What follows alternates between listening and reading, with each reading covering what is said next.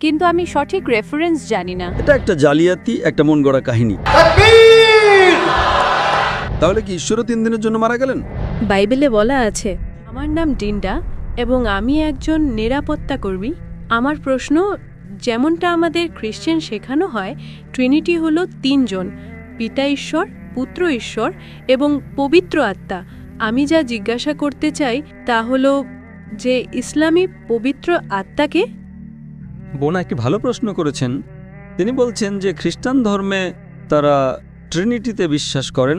তিনি জানতে চান ইসলামে পবিত্র আত্মা কি। বোন, খ্রিস্টান ধর্মে এবং ইসলামে কোনো ট্রিনিটি নেই। আর আপনি কি জানেন যে ট্রিনিটি, ত্রিমূর্তি শব্দটা বাইবেলের কোথাও নেই? আপনি কি বলতে পারবেন বাইবেলের কোথায় আছে ত্রিমূর্তি শব্দটা?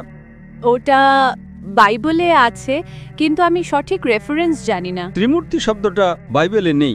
আমি বাইবেলের একজন ছাত্র। আমি আপনাকে চ্যালেঞ্জ করছি বাইবেলের যে কোনো জায়গা থেকে ত্রিমূর্তি শব্দটা দেখানোর জন্য। এটা বাইবেলে নেই, কিন্তু এটা কোরআনে আছে। তাহলে কি ইসলামে পবিত্র আত্মার কোনো অস্তিত্ব নেই? ট্রিনিটি শব্দটা বাইবেলের কোথাও নেই, কিন্তু এটা কোরআনে বিদ্যমান। কোরআন বলছে সূরা নিসা অধ্যায় 4 আয়াত 171-এ, অর্থাৎ বলো না যে 3 জন ত্রিমূর্তি। কোরআনে দ্বিতীয়বার এটা উল্লেখ করা হয়েছে সূরা মাইদা অধ্যায় 5 আয়াত 73-এ। অর্থাৎ তারা কুফরি করছে যারা বলে যে আল্লাহ 3 জনের একজন, ত্রিমূর্তি। কিন্তু বাইবেলে একটা আয়াত আছে যা ত্রিমূর্তির ধারণার কাছাকাছি। ত্রিমূর্তি শব্দটা বাইবেলে নেই।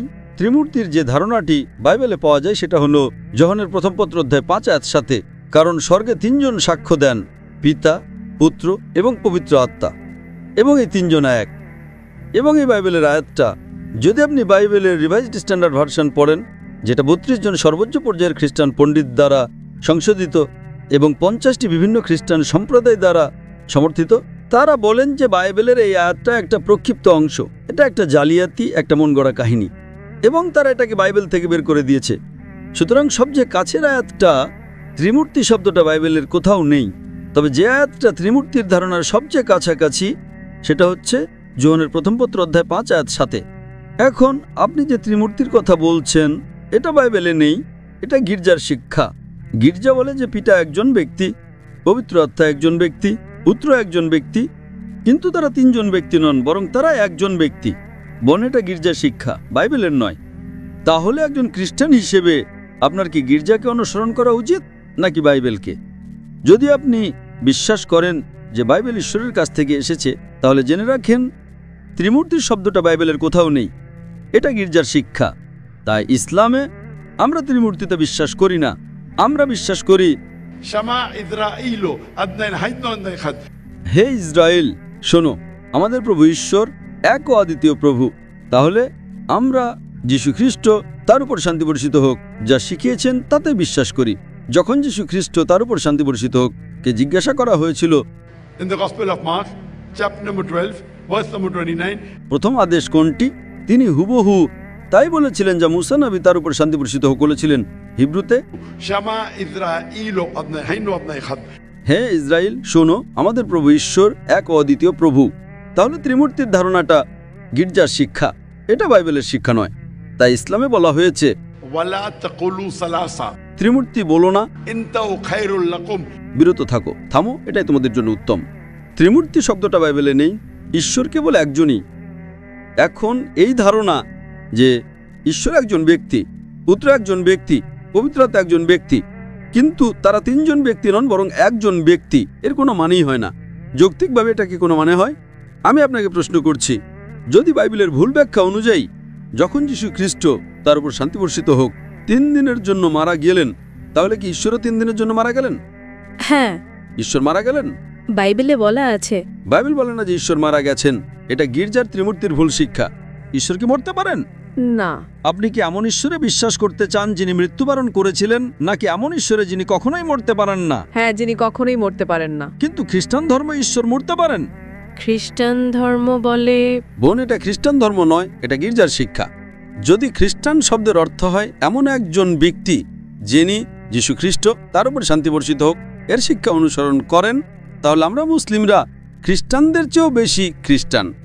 বোন, আপনি কি বিশ্বাস করেন যে যিশু ঈশ্বরের একজন দূত নাকি তিনি নিজেই ঈশ্বর? যিশু ঈশ্বরের একজন দূত।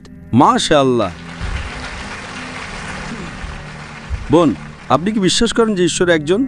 হ্যাঁ। আপনি কি বিশ্বাস করেন যে নবী মুহাম্মদ ঈশ্বরের একজন দূত? হ্যাঁ, আমি বিশ্বাস করি। তাহলে তো আপনি একজন মুসলিম। মাশাআল্লাহ। যে কোনো ব্যক্তির মুসলিম হওয়ার জন্য দুটো জিনিস প্রয়োজন। 1 নম্বর তা বিশ্বাস করা যে ঈশ্বর একজন, 2 নম্বর তা বিশ্বাস করা যে নবী মুহাম্মদ সাল্লাল্লাহু আলাইহি সাল্লাম ঈশ্বরের দূত। আর যেহেতু আপনি একজন খ্রিস্টান এবং আপনি ঠিকই বলেছেন যিশু, তার উপর শান্তি বর্ষিত হোক, ঈশ্বরের একজন দূত, আমরা মুসলিমরা যিশু খ্রিস্টকে খ্রিস্টানদের চেয়েও বেশি সম্মান করি।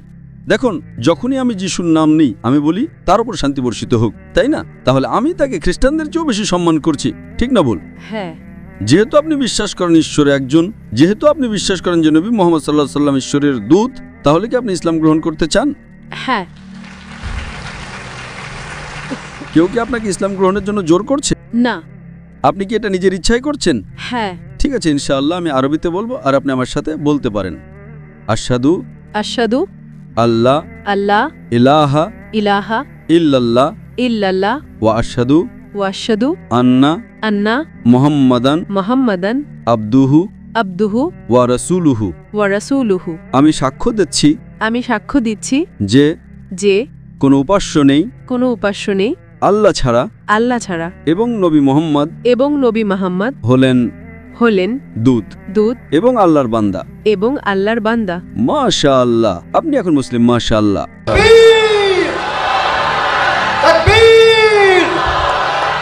বোন, আল্লাহ সুবহানাহু ওয়া তাআলা আপনাকে পুরস্কৃত করুন। আপনার পূর্ববর্তী সমস্ত পাপ ক্ষমা করে দেওয়া হয়েছে। আমি আল্লাহর কাছে প্রার্থনা করি যেন তিনি আপনাকে দুনিয়া এবং আখিরাতে সেটা প্রতিদান দেন।